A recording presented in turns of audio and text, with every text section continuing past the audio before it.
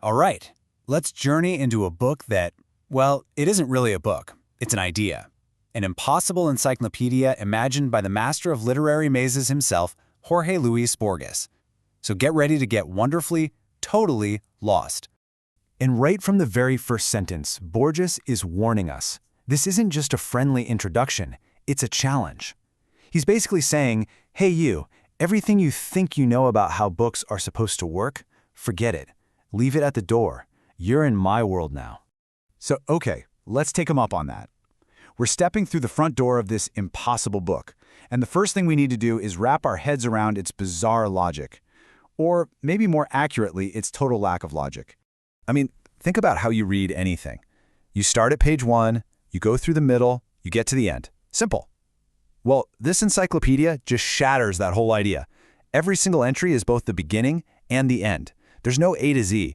It's a book built like a circle, where any place you start is also the starting line.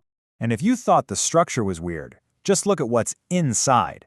We're not talking about facts and figures here. We're talking about ideas that literally pop into existence just by being written down, or things that stop existing. And then there's stuff that's both real and not real at the same time, and even a fourth category we don't even have a word for yet. Okay, let's wander into our first exhibit in this strange museum of ideas. We're moving from the book's structure to a physical paradox, one that kind of messes with our entire idea of space and reality. So, meet the Aleph. It's this tiny little point, maybe the size of a marble, but it holds everything. And I don't mean a picture of everything, I mean literally the entire universe. Every star, every galaxy, every moment in time, all packed into a glowing little sphere you could find in a basement. But here's the thing. Seeing it isn't just some cool intellectual thing. It's completely overwhelming.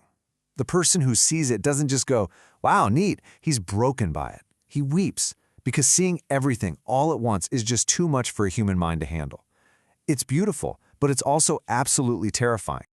So, from a single point containing all of space, we now enter a place containing all of knowledge. Imagine a library that has not just every book ever written, but every single book that could ever possibly be written. Just look at that number on the screen. That's how many books are in Borges's Library of Babel. It's a number so huge it's basically just an idea. To put it in perspective, the number of atoms in the entire known universe is a tiny, insignificant fraction of that number. So yeah, it's a lot of books. And this gets to the heart of the library's paradox. On the one hand, it's a total tragedy. It's got all the answers to everything, but they're buried in an infinite ocean of gibberish. Finding one true sentence is impossible. But, on the other hand, there's this incredible hope, because that library contains the book of your life. And the book of your life if you'd made a different choice yesterday. Every possible version of you exists on those shelves, which kind of means you, the reader, are just as infinite as the library itself. All right, we've wrestled with impossible space and infinite knowledge. But what about the nature of meaning itself? Our third stop explores this with the very strange story of a writer named Pierre Menard. Now look at these two quotes. They are exactly the same. Word for word, comma for comma, they are identical. The first is from the original Don Quixote by Cervantes. The second is from Pierre Menard's version, written more than 300 years later. And here's the wild part. Borges argues that Menard's version is infinitely richer and more profound. Why? Because when Cervantes wrote it, it was just a common phrase of his time. But when Menard, a 20th century man, writes it, it's packed with irony and nostalgia and layers of history that Cervantes couldn't have even imagined. And this is the whole mind-bending takeaway. The author doesn't get the final word on what something means. Meaning is created in the space between the text and the reader. It depends on when you read it, what you know, who you are.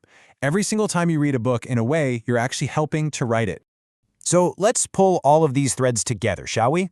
Because this is the point where these bizarre, fascinating ideas, the Aleph, the library, Pierre Menard, stop being just stories and start being about you, right here, right now, taking all of this in. You've probably heard of the unreliable narrator in fiction, right? The character telling the story who might be mistaken or biased or just plain lying. Well, Borges pushes that idea to its limit. He suggests that every narrator is unreliable because every story ever told is just one perspective, one slice of the truth. And then we get this, A direct confession from our guide, from Borges himself. He straight up admits that he can't tell the difference between what he's read, what he's lived, and what he's just made up. The architect of this entire labyrinth is telling us that he's lost in it too. Which brings us to the final crucial question. And this one's for you. If the book is a paradox, the ideas inside are impossible, and the person telling you about them can't be trusted, what does that make you in this whole equation? And here it is, the answer. By listening, by questioning, by trying to make sense of it all, you become the author. You've just finished the book by experiencing it. Your interpretation, your understanding, that's the final, essential act of creation. This unfinished encyclopedia, it's yours now.